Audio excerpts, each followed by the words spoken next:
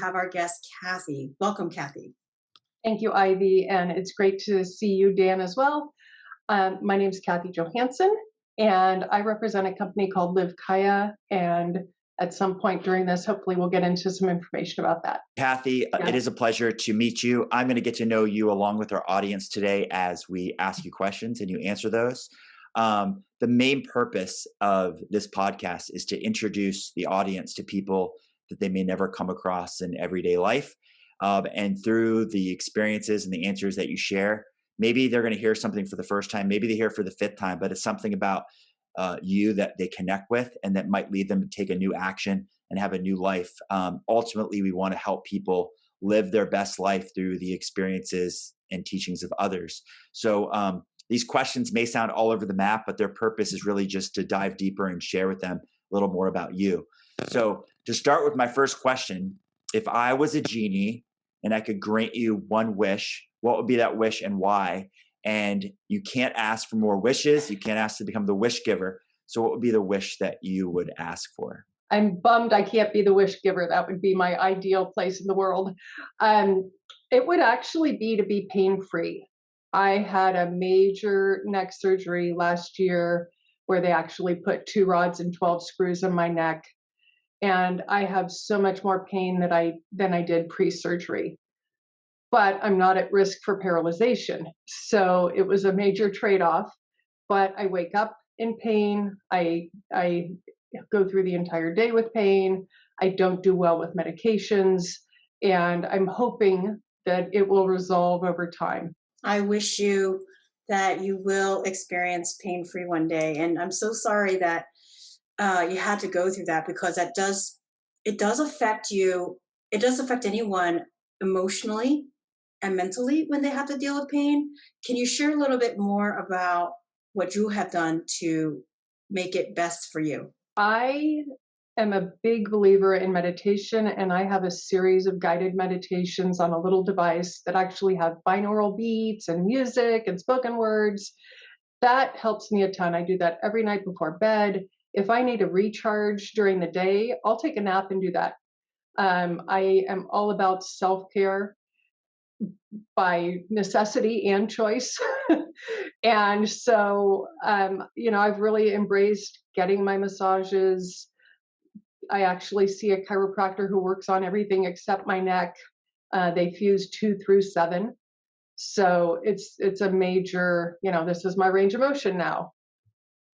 So it's just totally different. What led to you having to pursue that surgery? Like, what was the injury or what happened in your life? No known origin of why, but the ligament was compressing the spinal cord by 30%. And I went for just a checkup. They did the reflex testing on my foot and said, "You have pain on the left side of your neck?" And I said, "Yeah." And he said, "Well, let's do an MRI." And he calls back and he says, "You see a neurosurgeon Monday." 2 weeks later, I had surgery. So I am an alternative goddess. I love all manners of chiropractor, acupuncture. Every single person that I saw and showed the MRI said I needed to have surgery because I was at a major risk. I see a lot of people like yourself that are trying to find another way other than surgery. And then surgery tends to be like the only way that they can get through something as serious as you're dealing with. And have you had, I know you said you've been more pain since the surgery, but I'm curious, did it have any positive effects? Like, did it help you in any way? I've gotten really good at asking for help. So that is not my strong suit going into this. I like to be the helper. And I've really had to shift and accept a lot more help. Gotcha. And is there any sort of remedy now that you've gone through this that would help you more? I know you talked about binaural beats, which I'm a big fan of, and some other things you do with meditation, but are there other remedies or things that you can do to help get through this better? One of the reasons I'm so passionate about the company that I'm with is that they have CBD products. And because I didn't respond well to the tramadol and the tizanidine and the things I can't even pronounce, I would be tipping down the hall, or nystagmus or whatever else was going on with those medications. The CBD actually I can use topically for pain relief. as well as under the tongue. So at least I get a good night's sleep every night. And I feel like that's extremely helpful. So tell us a little bit more about your business and what that does. A dear friend of mine who I met about 13 years ago is a gourmet chocolatier. And she was hired by a local dispensary to make actual marijuana chocolate. Through that, she became very educated about CBD, and she wanted to provide third-party tested products because not everything you can buy at Walmart is going to give you the same quality. And so I partnered with her in that business. It's my day job. I like listening for people's challenges and offering a solution. That's beautiful. And I can attest to the products are amazing because I do love the chocolate probiotic, as I do like taking a probiotic, and I do like the teas. The funny thing about with the teas is I've been using coconut cream Ooh. tea with a little bit of soy milk, and it's very very delicious since I don't drink coffee, and if I do drink caffeine, it is just English breakfast PG tips tea. So Yeah. incredible stuff. What are other resources that have helped you along the way on your journey? I actually, in addition to ongoing massage, chiropractor, I still do acupuncture, and a really close friend does craniosacral therapy, which is really good at helping me slow down. And it's one of the few times, in addition to one particular massage therapist who uses a lot of essential oils, it's one of the few times I get relief, but I can't be there 24 hours a day. Right? So I get bursts of relief. And so I know what that feels like. And then within a short amount of time after those sessions, it's gone. One of my favorite movies is Back to the Future. And in that movie, obviously, they have a time machine. So if I could give you a time machine and you could travel back and visit at any point in your past, your younger self, where would you go first off? Like what stage of your life? And what advice would you then give yourself and why that advice? So I saw your background, Dan, was with the CIA. I was a federal probation officer for 10 years in San Francisco and Northern California. So major drug cases. I covered Humboldt, which is a well-known pot mecca. And through the course of that, I actually had a car window shot out while I was working. And as a result of that, it took me about 4 months, but I left the job because I felt like no one gave a darn. And the short version is I would have stayed 6 more months to at least get some retirement because I had 9.5 years, but nobody told me. So I would have said, hey, stick it out 6 months doing a desk job, make something happen there so that I would have that security. And I also read an amazing book about a year later by Gavin DeBecker called The Gift of Fear. And that was extremely helpful for me. I was always a very aware person. I was always a very intuitive person. This was driving down a highway in a remote area, and I was in a government Bronco. I was pretty obvious. So going back, I think I would have had less fear around the situation as a whole. That's very, very brave what you had to go through because when I think of you, I see a lot of resilience and I see that you fight every day to make the best of your situation. And I really admire that. What beliefs and habits have shaped you, or what are they now since you have to live with, you're trying to live with managing that pain? I've actually seen other podcasts you've done, and I'm definitely a glass half full. I don't have to work at reframing things for myself and others.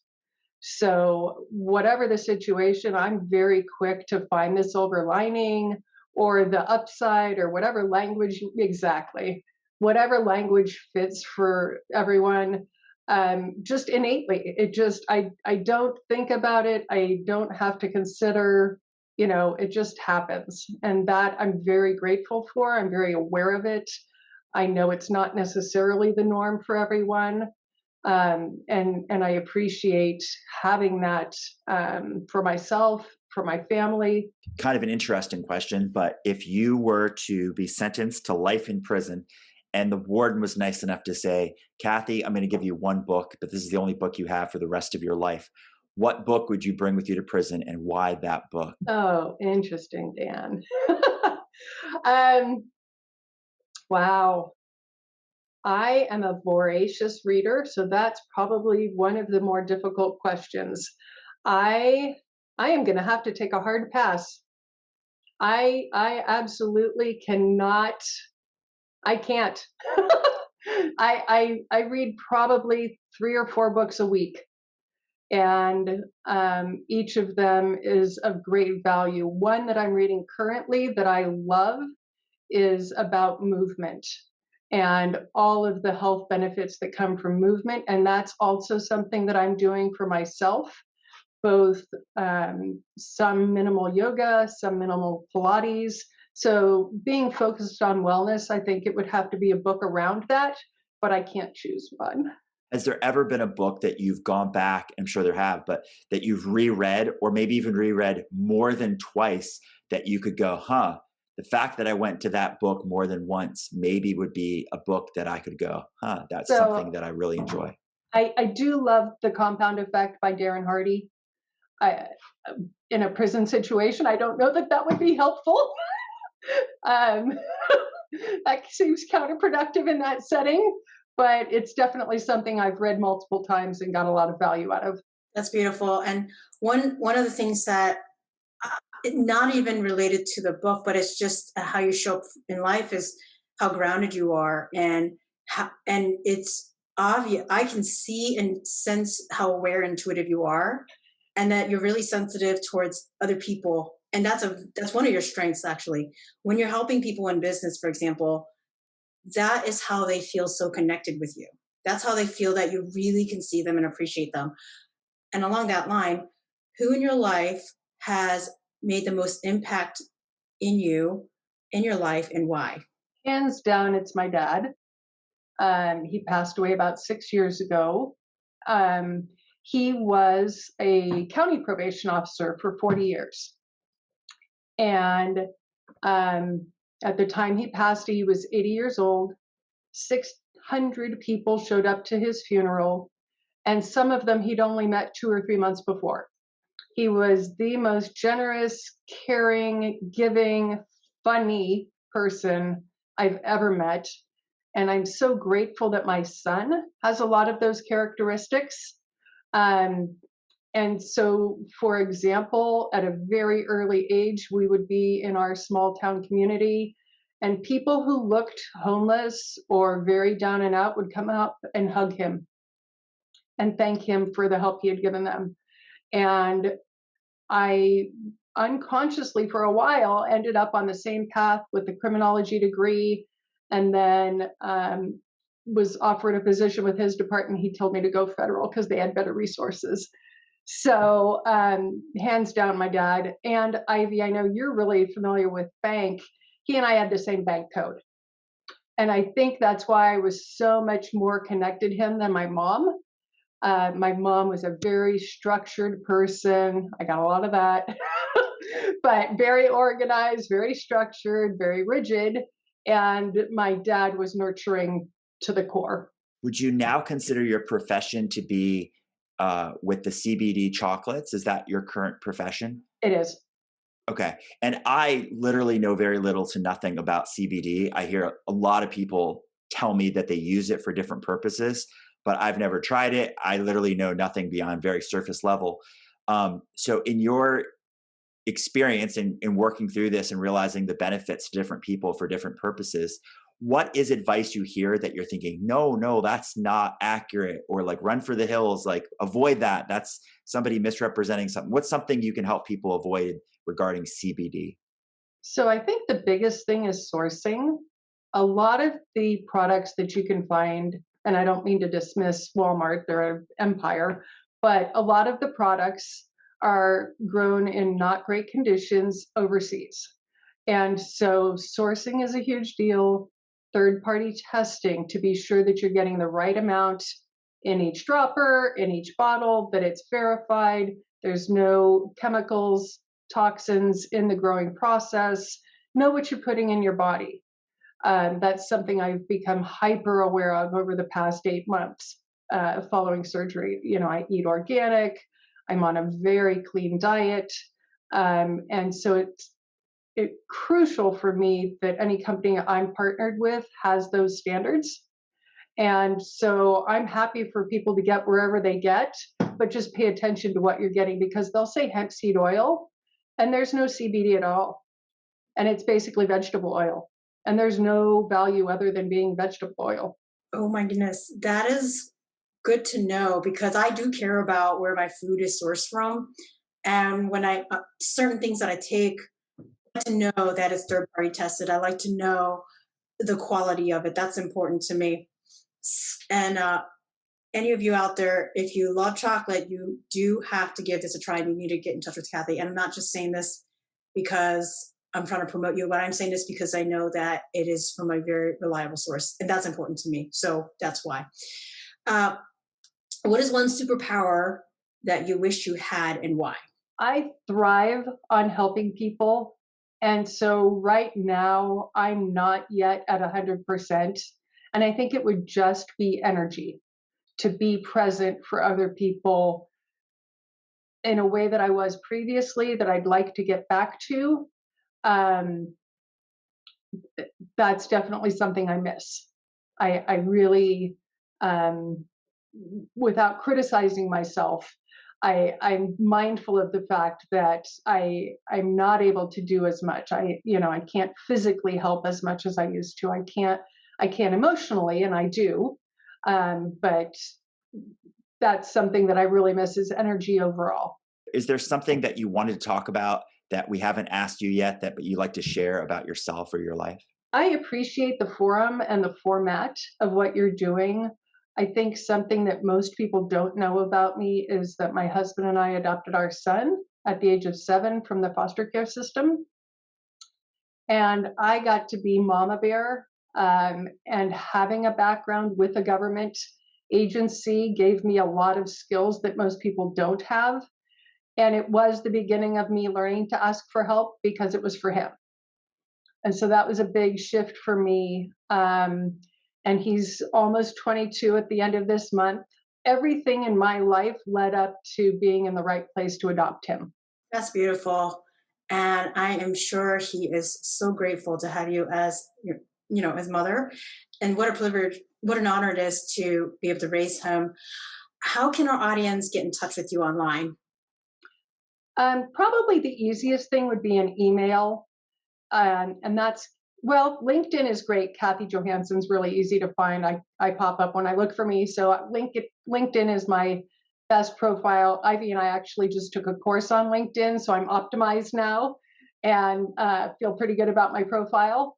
That's the easiest way. And I'm happy to, make new friends. If there was kind of a final piece of advice you could give our audience for living their best life, what would be that advice? I suffered the loss of my mom last year, right before the pandemic. I'm an only child, and so I value friendships over everything else, and I choose to align myself with people who not just are similar, but have at least similar values in how they treat friends. I think that support over the past year between my mom and the surgery. I have very little family. My husband and I have the one son, and no one local in our community by relation. So I value friendship over everything, except a little family. And I think showing up for others, it's a cliche, but treating others the way you want to be treated is the golden rule for a reason. And I never want anyone to think that I'm doing something that is not in their best interest. Thank you. That is so beautiful. And I do love that you do have other people's interests at heart. That's what a nurture leads with. It's community, it's friendship, it's connection. And we really value your time here today. Thank you so much for joining us, and we appreciate your time. Thanks so much, Ivy and Dan.